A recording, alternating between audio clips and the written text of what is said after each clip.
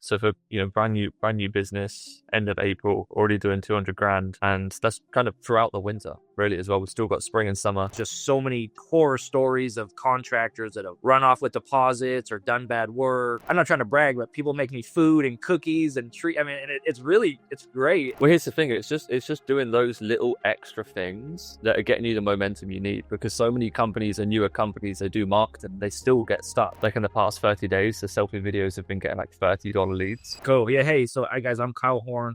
We own Green Diamond Painting here in Columbus, Ohio. We started our business in June. We'll hit 1 year, and we started with Tridas pretty much right out the gate, and it's been a great experience for us so far. Yeah, that's awesome. I think one of the big things that I noticed with you is when we first spoke is we don't typically work with a lot of smaller startup companies, but there was something about our conversation that I was like, hey, like this is going to be worth a shot. What were you doing before you started the painting company? So I was painting on the side just myself. So like that's kind of how I got into it, is just like it's a side hustle. But I was actually working in insurance. So I was working in like insurance claims and stuff. And it's one of those things where my stepdad had been doing it forever, like 30 plus years. And I just took over. He got me a job when I was young, and I did that for like, I don't know, 8 or 9 years, and was just painting on the side. And I was like kind of getting sick of it. And Mhm. I was like, hey, I think I could turn this into like an actual business, not just paint on the side. Sure, sure. And you said, when did you say you started? The We started the business June 17th, and we did our first estimate like a few weeks later, like early, like Got right after 4th of July. got it. Okay. And what were you doing to like get it off the ground? Like, was there anything in particular? Did you do door knocking? Did you just jump straight into marketing? How did you get your initial momentum? So we did two. So initially I was door knocking. I mean, initially it was just like some referral word of mouth, but that wasn't just not enough. So I was just knocking doors, and I'd go out there, 3 hours a day and just knock doors. And I got my first, I don't know, 10, 15 jobs like that, just doing that. And then I hired another agency. And after just like a couple months, it didn't seem like a good fit for us. And so I knew Facebook ads work. I'd seen it work for a lot of people. It was just more like I need to find an agency that could make it work. And so we knocked doors, ran ads with somebody else, and then quickly switched to Tridas. Got it. Yeah, I remember. I remember when we first chatted. You were working with another agency, and someone reached out and said, "Hey, you look like you're running ads like Tridas, but you're not working with Tridas." And then yeah, we had some like copycat guy trying to copy what we're doing. Then you came over to us, and I mean, what's been the difference really? Like, what's been working well for you guys? Just I mean the lead quality, man. It just like I think people are just like by the time you get on the phone with them, like there's just intent to buy, there's intent for services, and there's just a lot of leads. So you get enough leads with motivated buyers, and you just kind of work through those and start closing the deals. So I think the biggest thing for Triad is to just like good leads. Mm-hmm. How much do you know how much you've closed so far this year? Yeah, I was actually just running over our numbers here. We're like just at like 200 grand. So like we're right there. That's all So right. So for, brand new business, end of April, already doing 200 grand. And that's kind of throughout the winter, really, as well. We've still got spring and summer coming up where the months are going to be a little bit more hot. Have you only been selling interior work up until now, or have you done cabinets as well? no, I mean we've done like a few cabinets, but like we don't even market it. We've probably done four cabinet jobs or five, maybe four or five cabinet jobs. It just our guys can do it. We just haven't really marketed it. So it's just interior, exterior. Mm, got it. I mean, what's working for you guys? It's like new business. Obviously, you said you've had some experience selling insurance, which is great. I always like to leverage some of your expertise. So it sounds like you can sell, and you've got that process dialed in. Like a lot of guys struggle to figure out how to actually sell the estimates they get in the first place. Looks like you've got that somewhat dialed in. So what is working for you outside the marketing? Like what's working for me? I mean, let me see. I mean, honestly, the biggest thing is just like what I get from customers is just like being trustworthy, honest, and like just someone that people think we're going to do right by them. Just in the contracting world, people's experience is all over the place. And there's just so many horror stories of contractors that have run off with deposits or done bad work, or, I mean, just you name it. So many bad stories. And really, I think for us, when we come in there, we really try to focus on building that trust and credibility with the customer. Like, hey, we're a contractor that you can trust. Like, we're here, we're your local painter, we're not going anywhere. We want to serve you so well that you're going to refer us to all your friends and family, and that's our goal. And so really, it's that building that trust and that building that relationship, I think, is really the biggest thing. Is there any other things in particular you're doing to help build that? Do you send any like resources ahead of time? Because lots of people say, "Hey, you can trust me," and sometimes it's the people that say you can trust me are actually the ones that can't be trusted as well. So is this just like a authenticity thing on the estimate, or is there anything else you're doing to kind of tangibly build that? Yeah. Yeah. Trust me, bro, doesn't work too well. Yeah, yeah, No, exactly. yeah, actually, I learned it from you, and I think one of your other clients really is just it's like before you even show up, just trying to build that relationship. So what I do is, let's say you're the lead, we call you, and I say, hey Ryan, how's it going? I take you through our initial call, Mm. 5 or 10 minutes to set that estimate, and then we'll schedule it. Today's Tuesday. Let's say we schedule it for like a Thursday or Friday. Once I get off the phone with you, at some point in that day, within like a couple hours, I'd try to shoot you a selfie video. I try to do it on the job site if possible when I'm getting video to show us doing work somewhere else. And I say, hey, Ryan, so great talking with you earlier today. Here we are on this job site. We're painting XYZ. Really excited to see you on Thursday for our estimate to do it. We're going to do great work for you. Really excited. 30-minute, 30-second video. And then I usually just send them a couple pictures of some jobs we've done. And then I send them on our Google link to just say, hey, check out our Google reviews to see what customers are saying. So it's showing them that we're on the job site, showing them some of our work, and then showing them our Google reviews, saying like, here we are, check us out. And you're just texting that to them, just sending it by message. Yeah, I mean, I text my customers all the time. People text me constantly. So pictures, videos, gifts, all kinds of random stuff. That's huge. And what's the response like on that selfie video? Do you get a pretty good response back from her? Yeah, oh, it's really good. Like a lot of people appreciate it. And by the time I show up, it's just like, hey, like I know you, I know how you talk, I know how you interact. It's just like it builds that comfort. And so I find that when I'm actually at the estimate, people invite me into their home and they're like, hey, let's sit on the couch. Hey, do you want anything to drink? Some people are making me snacks, making me a sandwich. Like people just get more comfortable with me. And then sometimes when I don't do it, I show up to the estimate and they're like, yeah, I'll just meet you outside in the driveway. And it's like, there's this definitely more like standoffish thing where like there's not that Sure. trust and they don't really want to bring me into their house versus if I really tried to build that relationship. I'm not trying to brag, but people make me food and cookies and treat. And it's great. It's just, I think it's like because I've built that comfort on the front end. But what I'm hearing really is every selfie video you record, you get a free sandwich. Yeah, yeah, That's like a good that sounds like a good deal. Um, well, here's the thing: it's just doing those little extra things that are getting you the momentum you need. Because so many companies and newer companies, they do marketing, they still get stuck because like maybe they don't have the right sales experience or whatever it is. But something I like about you and the conversations we've had even from the start is like you're someone that's willing to just actually take action and do the things that work.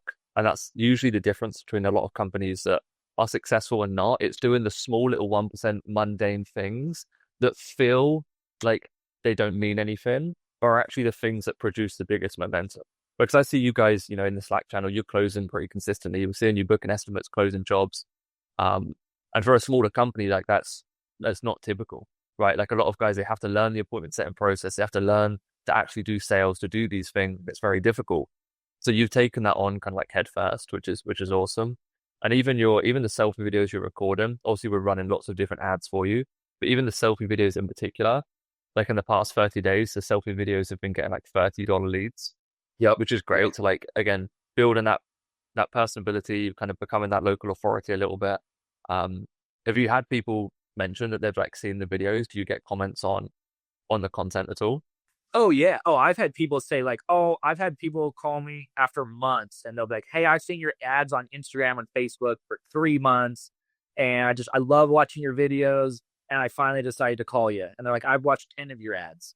Mm. So, like now that we've been running these ads long enough and there's so many different ones, it's like, even if they don't even call you that first one, they might call you after the 10th time they've seen you 3 months later.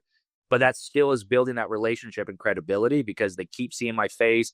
they see me talking to the camera. And I think just like knowing how somebody speaks and interacts, like really helps your brain understand that person versus just, hey, some stranger is going to show up at my door and I have no clue what they look like, how they talk, or anything.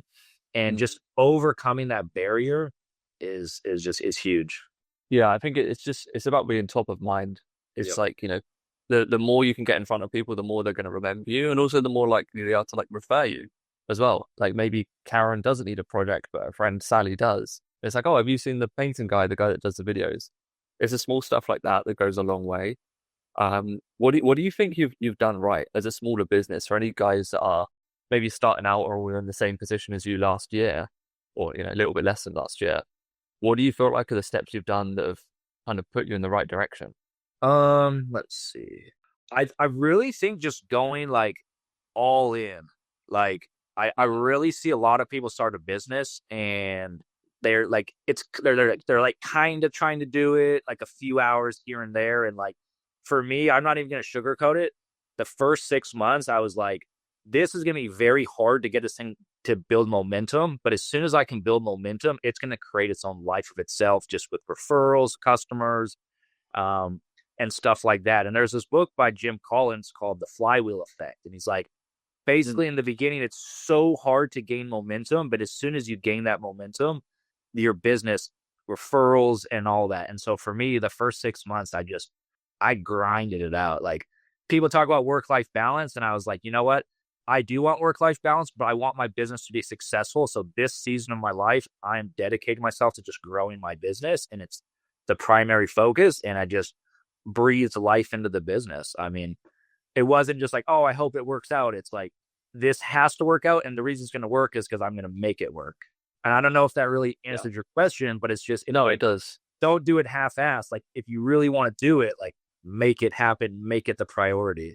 It does, and that's something I reflect massively. Like I did a talk last week for marketers and agency owners, but almost said something very similar that if you're in a season where you are trying to grow the business, it's like you have to savagely brute force it. It's like if business was easy to grow, everyone would do it. If everyone just started a business and just like magically pixie dust fell on the floor and your business just started growing, and you started making money and building a good life, then it wouldn't even be something worth chasing if it was that easy.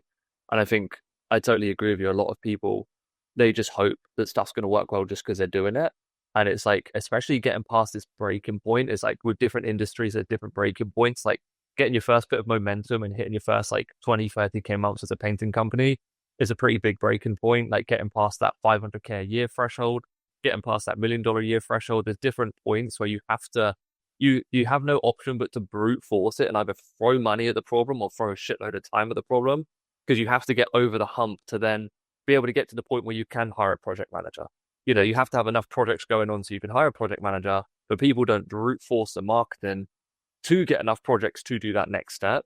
And I think that's something that you should 100% keep that energy and momentum, even for the first couple of years Yep. until you get to that point. Because, yeah, I agree with you. Everyone says you should have a good work-life balance, but if you don't get out of that trap and that cycle, then you're never really going to have a life. So sometimes you have to give up a little bit now for more later on as well. And it's the same thing we did with Tridas, is we just fucking brute forced it and just pushed as hard as possible, burnt out way more than we should have, to get to the point where we're like, well, now we can step back and hey, we can breathe and we can move because we have this well-oiled machine.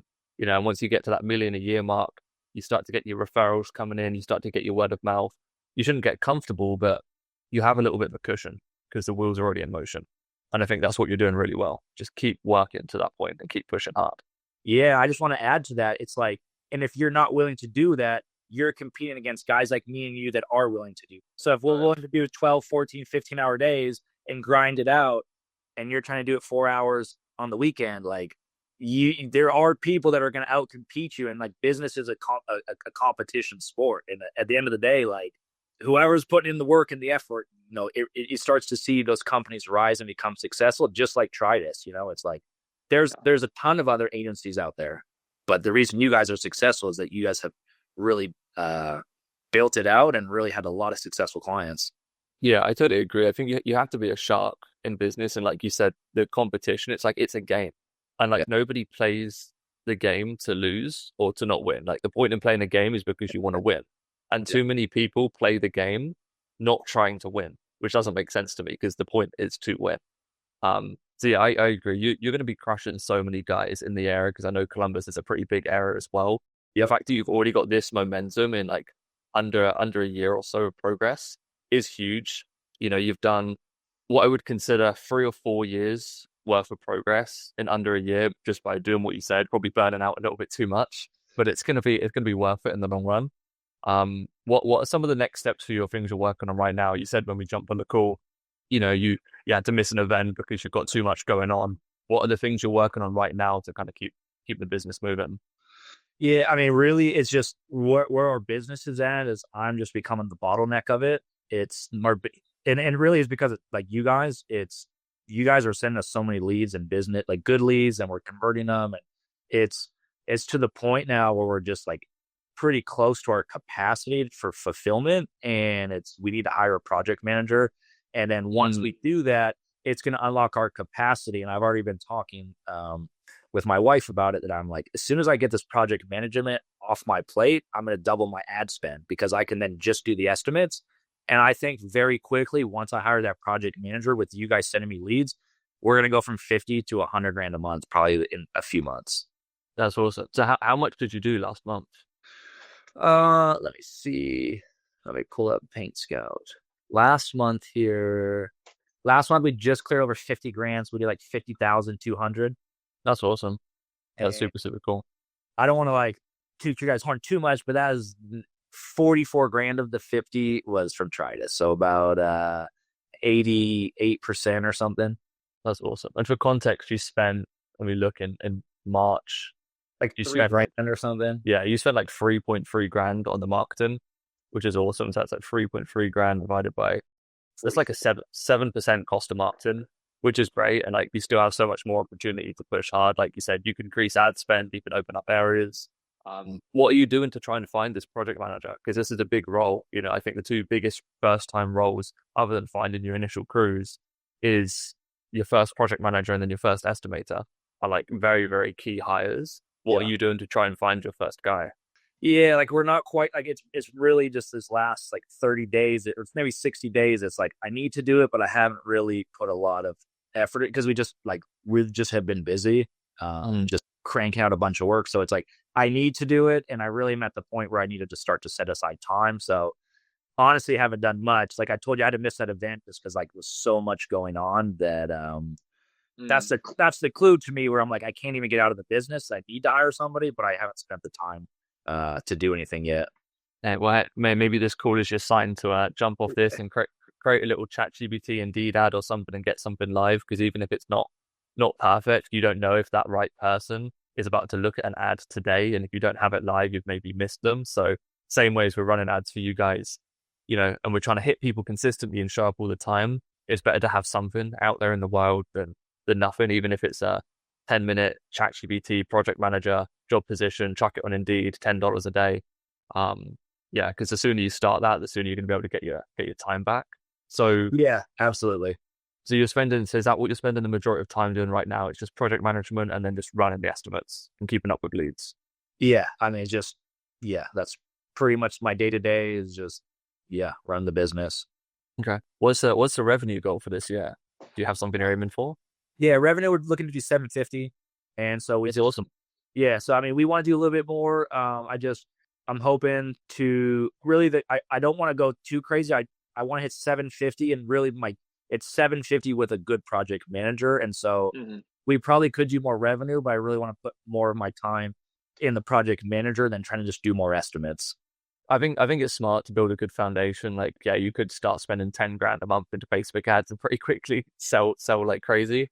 But yeah, I think at least from the sounds of it, this year for you is kind of like stabilization, like foundational mode, like get your initial growth, get your initial momentum, and then once you get that project manager in place, um, what do you think you can aim for the year after? 1.5. 1.5. Yep. I think that's really, really easily doable. Like we've had other guys from the Painting Business Pro group as well that started with us at 300K a year, and then the next year they did like 1.3 million just off of adding in one channel. So I think you're well on your way. Let's get a little bit of your time back. Let's keep pushing hard, keep doing the videos. And again, this stuff is stuff that just it only gets better over time Yeah. because more and more people know you, so it physically can't get worse. Yeah, I mean, is there anything else you've got going on that you think is worth sharing to any smaller guys that you wish you'd maybe heard or knew about when you were starting off? The Um, golden nuggets. yeah, this is the biggest thing about business, and I'm sure for you this will make sense. It's like there's that Pareto principle, 80-20, and like everyone's heard it a million times, and it's like the same thing happens with business and with your leads. We get Tridas leads, we get a ton of them, and we get bad leads all the time, and it's just part of getting leads. But we also get like incredible leads that more than pays for any of the bad leads we get. And for example, we got a lead 2 months ago to paint like a big retail strip center. And it's got like there's an anchor tenant called the Rusty Bucket, which like here in Columbus is a famous little chain restaurant. Everybody in Columbus knows the Rusty Bucket. It's like a sports bar. You go there, watch the game, good burger, steaks, beer, like, and it's this whole retail center. And the Rusty Bucket's on the corner. We're painting that whole strip center and the strip center right next to it because it's owned by this one investor. And it's like a $20,000 job, so it's nothing too crazy. So, but it's a good sized job. It's 20 grand, and we're doing that in 2 weeks. And then before we've even started it, just as we've worked with him through the process to get it to there, he just called us into his hotel last week and had us bid out some more painting for his lobby, just a little cleanup. It's about 3 grand, so it's just like a small job there. But then he sat down again with me and he's like, "Hey man, I really just like working with you and how you're running your business." He's like, "If these jobs go good," he's like, "within the next 6 months, I'm gonna need you to paint 100-room hotel." Damn. And I was like, "Oh," I was like, "Oh, got it." Like, wow. And so you don't realize like when these leads where they go to, and if you like, you might get one customer and you could turn it. And we're running the numbers. I'm like, this could be $100,000 customer for us within just that 1 year. Just between That's these, crazy. we've already got 23 grand of contracts, and he's already shown us his hotel he wants us to paint. With the caveat that we do good on these first projects, but it's that Pareto principle where it's like if you just look at one lead and go, "Oh, this lead's not good, Facebook ads don't work." It's like there's also guys that are calling saying, "Hey, I need you to paint hotels and commercial buildings." And for example, just last week we wrapped up like a $14,000 interior job from a Facebook ad. So it's really just with those leads, it's it's really understanding that as you go through enough of them, big opportunities come out of there. But if you have too small of a data set, just like anything, if you only do 5 leads, you could get no business from 5 leads. But that sixth lead could be a $20,000 lead, which pays for everything. And really, you need to look at your business like over broader data sets to see if things are working. Yeah, I agree. It's almost kind of like digital door knocking, right? You don't knock on one door and expect to make 10 grand and then cry and complain once it doesn't work. It's like you go and knock on 100 doors, get a few estimates and get a project. And not even a few, like a good amount of 100 doors. So yeah, it's just everything in business is a volume game. I think that's something that I've learned is just the more inputs you do, the more outputs you get. Some people aren't willing to do the stuff on the front end to get it on the back end. But yeah, man, I think this call's been super valuable, and I hope a lot of companies get a good grasp on they need to brute force their growth and what they need to do, and it's okay to burn out and work a little bit hard to get momentum. What would you say to anybody thinking about potentially working with Tridas? Do it. I mean, I think we've already referred you guys like 3 clients already. I mean, just do it. I don't really know what to say. I mean, you guys send us money every day, every week, every month. So I mean, we pay you guys, and we're getting more back from our investment every time. So it just we've been with you guys for almost a year, a little less. I mean, I don't see any reason why we would change because it's just been such a great experience the whole way through. So just do it, guys. Ryan and his team know what they're doing. Hell yeah, I appreciate it, Carl, man. Well, thanks for jumping on, thanks for sharing what you've got going on, and yeah, let's keep rocking. And I'm excited for this year. I'm excited to see you land a project manager, but I'm almost more excited for the year after because that's the real growth once we get that guy in place. It's going to be huge. Yeah, I just have one question for you about that, if you don't mind. Yep. It's Sure. really just for us. I realize is business really at the end of the day is just people, and it's like leadership and developing people, and that's what I realize is the sooner you can get out of doing the stuff and more managing the people doing the stuff, that's what really business is about. And so I was just curious what you had, like any information or advice about as I'm about to hire my first person. Like, what do you see about team building or leadership when you're trying to find somebody that's going to be a good long term fit for you, for your business, and just kind of how you go about like working with them as a leader? I mean, the same way that you're kind of being like savage with growth in the business in terms of like sales and marketing, you also need to be savage when you're hiring people. A lot of people, when you're hiring, you look for why you should hire someone. I look for all the reasons why I shouldn't hire someone and really pick that apart. Like really try and disqualify someone. Like if you were to say you had to go on a date with someone and had to marry them after that first date, you wouldn't be looking for all the good things, right? You'd be looking for like, oh, maybe I should be careful here. Maybe that like she said that, and that sounds a bit fucking weird. I should ask her more about that.